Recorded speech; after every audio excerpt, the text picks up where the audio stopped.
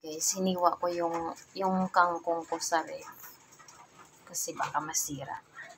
Meron tayong gagawin para mapakinabangan ang kangkong.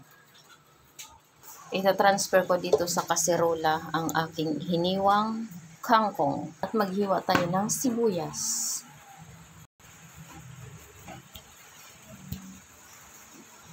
Ang hiniwang sibuyas, ihahalo natin sa kangkong. Ayan siya. Lagyan natin ng seasoning. Lagyan natin ng itlog. Lagyan na rin natin ng cornstarch. Haluan natin ng black pepper. At syempre, konting water. At i-mix lang natin siya hanggang maghalo ang ating mga ingredients. O ayan na guys, ang aming tortang kangkong.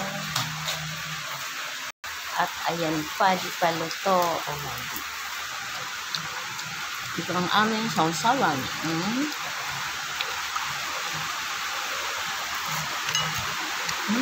Masarap. Thank you for watching.